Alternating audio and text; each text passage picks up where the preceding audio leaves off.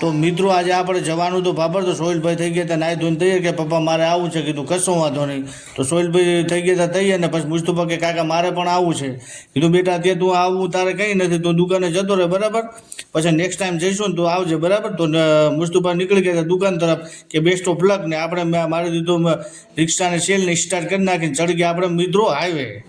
તો ભાભર સુઈગામ હાઈવે આપણે જવાનું હતું ભાભર બરાબર. તો હાઈવે આપણે રિક્ષા જતી હતી, જુઓ તમે મિત્રો, બાકા ચીકી બોલાવતી આપણે રિક્ષા ચલાવી રહ્યા અને જઈ રહ્યા છે ભાભર મિત્રો. દવાખાને જવાનું તો આપણે બેનને દવા કરાવવાની હતી એટલે ભાભર જઈ રહ્યા હતા મિત્રો. એટલે થોડાક સમયની અંદર આપણે મિત્રો ભાભર પહોંચી ગયા. આપણે ભાભર પહોંચી ગયા તો આપણે હોટલે રૂકી ગયા હતા બરાબર. હું ને સાજિદની સોહિલની બધા ચા નાસ્તો કરવા માટે બેનને દવાખાને લઈ ગયા હતા. આપણે કીધું ચા પાણી કરીએ અહીંયા હોટલે. તો આપણે ચા પાણી કરી લીધું ને દવા બીજી પતી ગઈ હતી બરાબર. તો પાછા હવે આપણે આવવાનું હતું ઘરે મિત્રો. તો આ તમે જોઈ શકો છો પાછા આપણે સુઈગામ તરફ નીકળી ગયા હતા મિત્રો. તો આ સુઈગામ ભાભર હાઈવે છે ને આપણે આવવાનું હતું ઘરે મિત્રો. તો તમે જોઈ શકો છો થોડીક ક્ષણોની અંદર આપણું તાલુકા પંચાયત આવશે અને કોર્ટને એવું બધું આવશે અને આપણે હવે થોડાક ક્ષણોની અંદર ઘરે પણ મિત્રો પહોંચી જઈશું.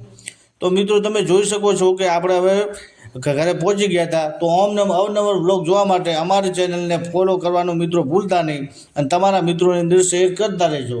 તો હવે આપણે મળીશું મિત્રો નેક્સ્ટ બ્લોગમાં. તો ધન્યવાદ.